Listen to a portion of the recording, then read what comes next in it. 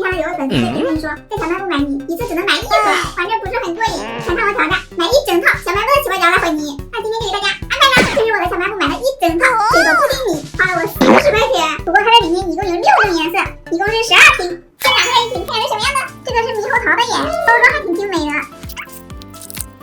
质感看着很纯净，颜色看着也不错耶。里面有一股护手霜的味道，试一下手感，还蛮瓷实的，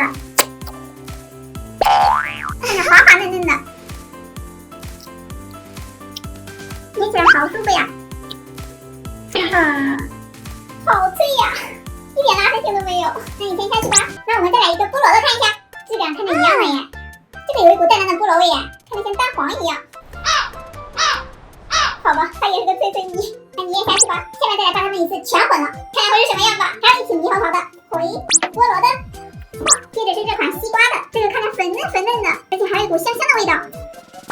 这个也下去，再来2个橙子的，哇，这甜甜的橙子味闻着太诱人了，但是不能吃哦。下去吧，看着像水蛇一样。再来2个哈密瓜的，这个淡淡的哈密瓜味还有点清新耶。哇，哎呦，回下瓜，还剩最后2瓶樱桃布丁。现在这12瓶全部都加完了，满满的一碗，看这质感，我真的太喜欢了。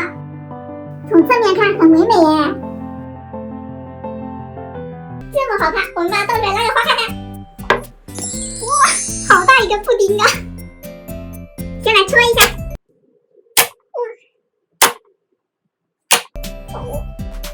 一个一个的像个小馒头一样。这个泥太脆了，拉出来花不怎么好看，捏着还是蛮响的。那我们直接来混合吧。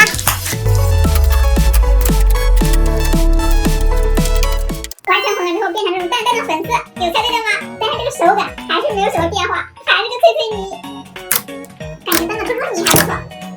那大家还想看什么类型的奇怪混泥，可以在评论告诉我哟。我们下期见，拜拜。